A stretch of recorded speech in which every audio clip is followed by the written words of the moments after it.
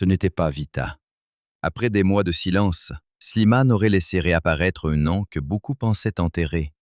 Camille Lelouch.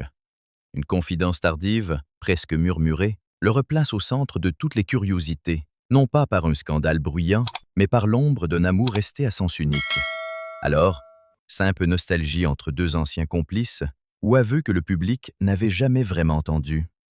Avant que le nom de Camille Lelouch ne revienne dans les conversations, il y a eu une autre femme au centre de toutes les suppositions. Vita. Et il faut comprendre pourquoi. Pendant des années, leur projet Versus a donné au public l'impression d'assister à quelque chose de plus intime qu'une simple collaboration musicale. Sur scène, Slimane et Vita ne chantaient pas seulement côte à côte.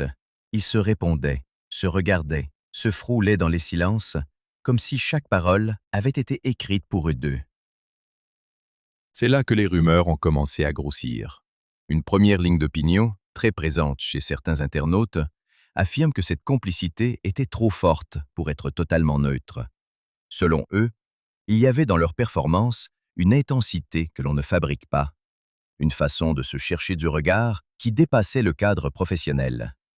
Pour ses fans, Versus n'était pas seulement un album, mais presque le journal intime d'une relation que personne n'aurait osé nommer. Chaque duo, chaque interview, chaque éclat de rire devenait alors un indice. Quand Slimane posait son regard sur Vita, certains y voyaient une tendresse particulière.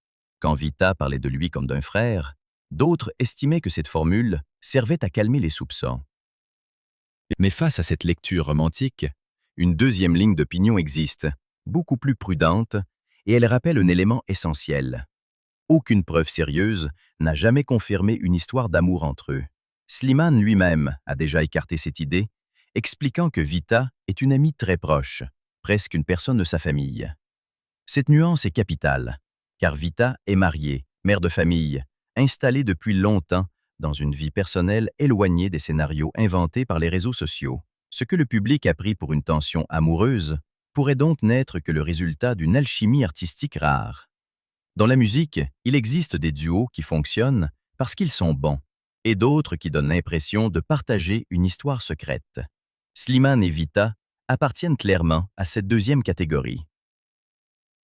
Leur force, c'était peut-être justement de faire croire à une confession, même quand il ne s'agissait que d'interprétation. Plus Slimane répétait que Vita était une sœur de cœur, plus certains spectateurs semblaient vouloir lire autre chose entre les lignes. Pourtant, la vérité la plus crédible semble moins scandaleuse, mais peut-être plus belle. Deux artistes qui se reconnaissent, qui se comprennent, qui savent pousser l'autre à donner le meilleur de lui-même. Le piège, c'est que Slimane chante l'amour comme quelqu'un qui l'a perdu, qui l'a attendu, qui l'a parfois supplié. Alors, lorsqu'il partage ce genre d'émotions avec une femme sur scène, le public projette immédiatement une histoire. Mais si l'on gratte derrière le fantasme collectif, Vita n'apparaît pas comme la femme cachée de Slimane. Elle apparaît plutôt comme le miroir artistique qui a rendu ses blessures visibles au grand public. Et c'est peut-être cette confusion qui a longtemps détourné les regards d'un autre nom, beaucoup plus discret, beaucoup plus troublant. Camille Lelouch. Car si Vita a été le grand malentendu médiatique, Camille, elle, serait, selon les confidences rapportées et les interprétations de nombreux fans, la trace affective que Slimane n'aurait jamais complètement effacée. Si l'histoire avec Vita a nourri l'imaginaire collectif, le dossier Camille Lelouch est d'une autre nature. Ici, on ne parle pas seulement d'une complicité née sous les projecteurs, mais d'un lien qui remonterait à une époque plus fragile, presque invisible aux yeux du public. Slimane et Camille se seraient connus avant la célébrité, avant les plateaux, avant les salles pleines. À l'époque, selon ce qui a souvent été raconté, il y avait des soirées karaoké, des mitros modestes, des rêves immenses et cette sensation d'être deux inconnus persuadés que la scène finirait un jour par les appeler. Pour une première ligne d'opinion, c'est là que se trouve la clé. Les fans qui croient à une connexion sentimentale estiment qu'on ne traverse pas ce genre d'années côte à côte sans laisser de traces. Avant la célébrité, les liens sont rarement calculés. On se rapproche parce qu'on reconnaît chez l'autre la même faim, la même peur, la même urgence de réussir. Et quand Slimane a plus tard admis avoir éprouvé des sentiments forts pour Camille, beaucoup y ont vu la confirmation d'une histoire inachevée. Peut-être l'une de ces histoires où l'amour existe d'un côté, mais n'arrive jamais à devenir une réalité partagée. La chanson « Si on est deux » a renforcé cette lecture. Pour certains auditeurs, ce titre sonne comme une confidence déguisée, une manière de dire ce qui n'a pas pu être dit autrement. Deux voix, deux tempéraments, une énergie commune. Derrière la musique, il y avait peut-être une mémoire affective. Mais la deuxième ligne d'opinion invite à ralentir, à ne pas transformer chaque émotion artistique en preuve romantique. Camille Lelouch aurait toujours considéré Slimane comme un ami proche, un complice, un partenaire de scène avec lequel la connexion était évidente, mais pas nécessairement amoureuse. Car un amour à sens unique n'est pas une romance cachée. C'est parfois une douleur silencieuse, une frontière que l'un rêve de franchir, pendant que l'autre la respecte autrement. C'est peut-être cette asymétrie qui rend l'histoire si touchante. Slimane aurait aussi connu cette humiliation intime que tout le monde comprend.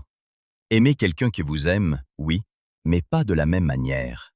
Et voici le détail que beaucoup risquent de manquer, mais qui deviendra essentiel à la fin de cette vidéo. Les plus grandes blessures de Slimane ne viennent pas toujours d'un scandale visible. Elles viennent souvent de liens rompus, d'un regard perdu, d'une personne qui s'éloigne sans vraiment disparaître. Dans son autobiographie, publiée au début de l'année 2024, Camille Lelouch a évoqué, selon les éléments rapportés publiquement, des distances, des malentendus et des événements accumulés avec le temps, au point que leur relation se serait abîmée jusqu'à ne plus garder le même contact. Pour les fans, cette rupture est presque plus douloureuse qu'une histoire d'amour ratée, parce qu'elle efface une partie de leur passé commun.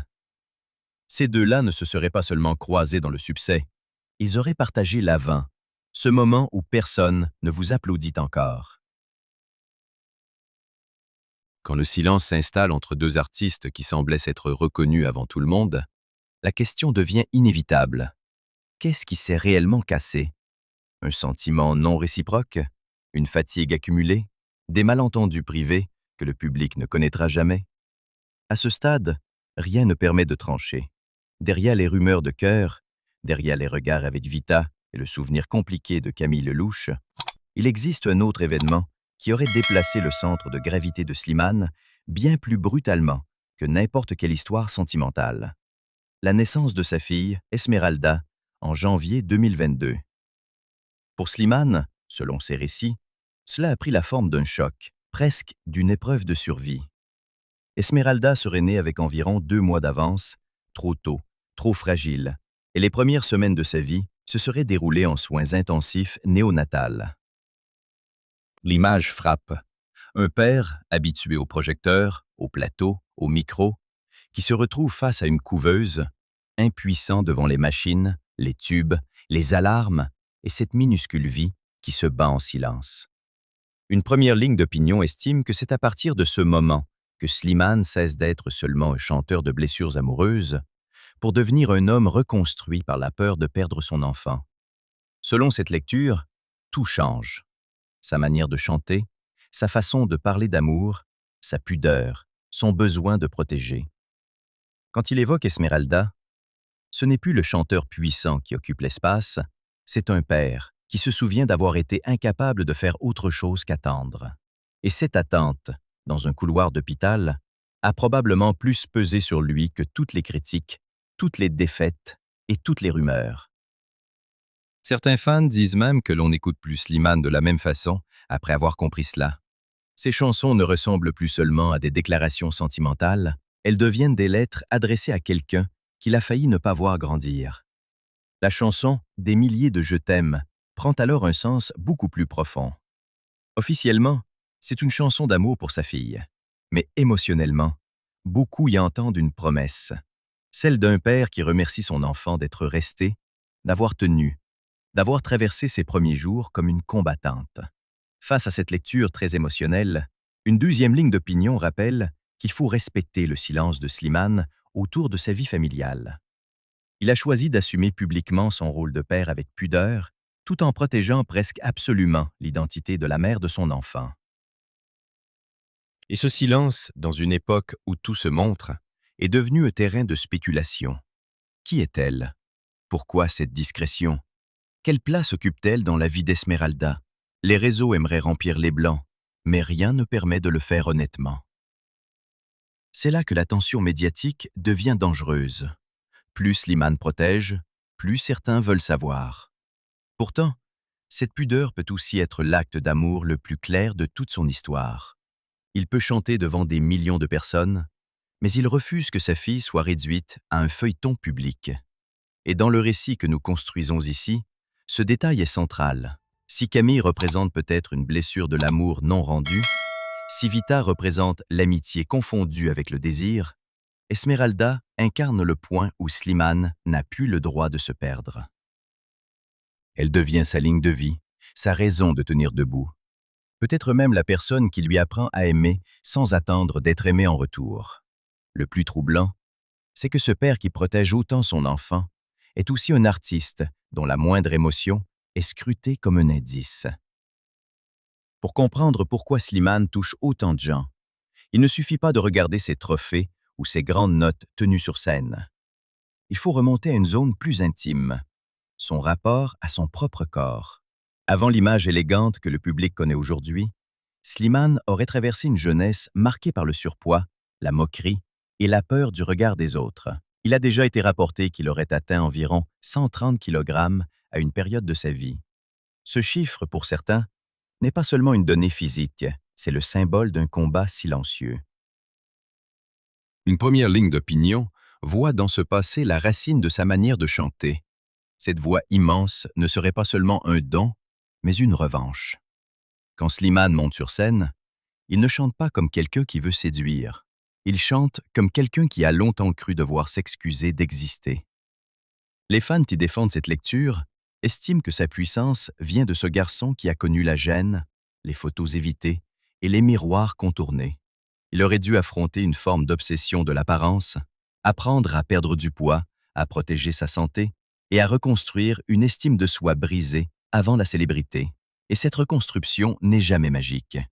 On peut changer de silhouette et garder la mémoire de l'enfant qui ne se sentait pas à sa place. Face à cette lecture psychologique, une deuxième ligne d'opinion invite à ne pas réduire Slimane à ses blessures physiques. Pour ses observateurs, son évolution n'est pas qu'une histoire de kilos perdus, mais une preuve de discipline et d'exigence artistique. Mais là où le récit devient bouleversant, c'est lorsqu'une autre douleur entre en scène, celle de sa mère. Selon ses confidences, sa mère souffrirait d'une grave perte de vision liée aux complications du diabète. Et la phrase qui a marqué de nombreux fans est presque insoutenable dans sa simplicité. Elle ne verrait plus clairement le visage de son fils. Imaginez le paradoxe. Un homme qui s'est battu pendant des années pour accepter son image, pour être vu autrement, pour ne plus être prisonnier de son apparence, se retrouve face à sa mère et qui, peu à peu, ne peut plus voir ce visage devenu célèbre. Pour certains, c'est l'un des détails les plus déchirants de toute son histoire. La célébrité repose sur l'image, sur les caméras, sur les lumières. Mais dans l'intimité, l'un des regards les plus importants se retire. La chanson « Dans le noir » prend alors une dimension particulière. Elle serait moins une démonstration vocale qu'une tentative de rejoindre sa mère dans cette obscurité progressive impossible à traverser pour elle. Là encore, deux interprétations se croisent. Certains y voient une déclaration d'amour filial, presque une prière. D'autres y voient un geste artistique maîtrisé, une manière de transformer une douleur privée en émotion universelle sans exposer toute sa famille. Et c'est peut-être cela, le vrai mécanisme Slimane. Il ne raconte jamais tout, mais il laisse assez de fissures pour que le public comprenne qu'il y a eu une tempête. Entre le corps qui a longtemps été une prison, la voix qui devient une issue et la mère qui ne voit plus ce que le monde entier regarde, son parcours prend une profondeur plus sombre. C'est celle d'un homme qui a appris à exister sous les regards au moment même où le regard qui comptait le plus risquait de disparaître. Avant d'être cet artiste capable de faire taire une salle avec une note tenue, Slimane a d'abord été un candidat que l'on ne choisissait pas toujours. C'est un détail que le public oublie souvent. Son succès n'a pas explosé du jour au lendemain. Avant sa victoire à The Voice France en 2016, il aurait tenté plusieurs émissions comme Popstars, Nouvelle Star ou X Factor, sans réussir à transformer ses passages en véritable tremplin. Une première ligne d'opinion voit dans ses échecs répétés l'origine de sa force. Slimane ne serait pas l'enfant gâté du système, mais celui qui a dû revenir, recommencer, encaisser les refus et chanter encore, même lorsque personne ne semblait prêt à parier sur lui. Dans un univers où l'on adore raconter les destins fulgurants, son histoire parle plutôt de résistance. Et c'est peut-être pour cela que sa victoire à The Voice a eu une résonance particulière. Elle ne ressemblait pas à une simple consécration télévisée, mais à la revanche d'un homme qui avait attendu son heure sans renoncer. Face à cette lecture héroïque, une deuxième ligne d'opinion rappelle que la télévision fabrique aussi des récits, qu'elle choisit ses angles, qu'elle amplifie les émotions. Mais même en tenant compte de cette mécanique médiatique, une chose demeure. Slimane a su transformer une exposition de candidat en carrière durable, ce qui est loin d'être automatique. Beaucoup gagnent, peu restent. Lui est resté. Il a écrit, chanté, joué, accompagné d'autres artistes, puis il est devenu coach dans des versions de The Voice en France et en Belgique. Le symbole est fort. Celui qui avait été jugé, évalué, parfois ignoré, s'est retrouvé à son tour dans le fauteuil de celui qui écoute, conseille et ouvre une porte.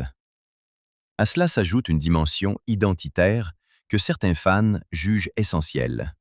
Né en France dans une famille d'origine algérienne, Slimane porte dans sa musique quelque chose de double, parfois même de multiple. Une sensibilité française, une mémoire nord-africaine, une modernité pop et une façon très narrative de chanter la faille intime. Pour une partie du public, cette position entre plusieurs héritages explique pourquoi ces chansons semblent parler à des gens très différents. Ils chantent l'amour, mais aussi l'exil intérieur, le besoin d'être reconnu, la peur de ne pas appartenir complètement à un seul monde. Puis vient 2024, et avec elle, l'Eurovision. Avec Mon Amour, Slimane représente la France et marque les esprits, notamment grâce à ce moment a cappella qui a circulé comme une preuve de maîtrise et de vulnérabilité. La France termine 4e et son nom franchit davantage les frontières. Mais la lumière internationale a un prix. Plus Slimane devient visible, plus chaque morceau de sa vie devient commenté, interprété, disséqué. Ce qui était auparavant une zone privée devient une énigme publique. Sa paternité, ses silences, son passé avec Camille, son lien avec Vita, son rapport à la célébrité, tout est replacé dans une même enquête affective menée par les réseaux. Pour certains, Eurovision a montré le meilleur de Slimane, un chanteur presque seul face au monde, capable de faire exister une émotion sans décor excessif. Pour d'autres, cette exposition a aussi rouvert toutes les questions laissées en suspens. Et c'est là que le paradoxe devient fascinant. Plus il chante clairement l'amour, plus sa propre vie sentimentale semble illisible. Le cas Slimane devient vraiment complexe lorsque l'on accepte de ne pas le regarder avec une seule couleur.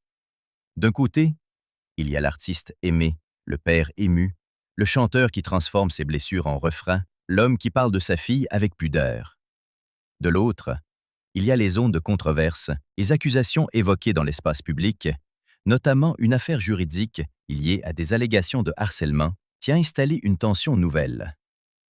Il faut le dire avec prudence. À ce stade, dans un récit responsable, il ne s'agit pas de condamner, ni de blanchir, ni de transformer une procédure ou des accusations rapportées en vérité définitive. Mais il serait tout aussi impossible de prétendre que cette controverse n'a pas modifié la manière dont une partie du public regarde Slimane. Une première ligne d'opinion estime que l'image du chanteur tendre, du père protecteur et d'un interprète bouleversant a été brutalement fissurée. Pour ces observateurs, le choc vient précisément du contraste. Comment associer la voix de « des milliers de je t'aime », la fragilité d'un père face à la naissance difficile d'Esmeralda et l'existence d'une affaire aussi lourde dans les conversations médiatiques? Cette contradiction trouble, dérange, oblige à suspendre le jugement facile. Une deuxième ligne d'opinion, plus défensive, rappelle que la célébrité expose parfois à des récits incomplets, à des emballements, à des interprétations qui circulent plus vite que les faits établis. Pour ces fans, il faut séparer l'émotion que provoque un artiste de ce qui devra, le cas échéant, être clarifié par des éléments solides et non par la rumeur. Entre ces deux camps, beaucoup restent simplement mal à l'aise. Et c'est peut-être cette gêne qui rend le dossier si captivant. Slimane ne rentre plus dans la catégorie confortable du héros blessé, ni dans celle du coupable désigné par les réseaux. Il devient un personnage public traversé par des contradictions, comme beaucoup d'artistes que le public a d'abord aimés pour leur vulnérabilité, avant de découvrir que la vulnérabilité ne garantit pas la transparence. C'est ici que les trois figures féminines de son histoire prennent un sens presque narratif. Vita représente l'amitié si intense qu'elle devient suspecte aux yeux des autres. Camille Lelouch représente, selon les confidences et les interprétations de fans, l'amour qui n'aurait pas trouvé le même écho des deux côtés, puis le lien abîmé par les distances et les malentendus. Esmeralda, elle, représente la pureté d'un amour qui ne demande pas de scène, pas de justification, pas de réponse amoureuse, seulement la présence d'un père.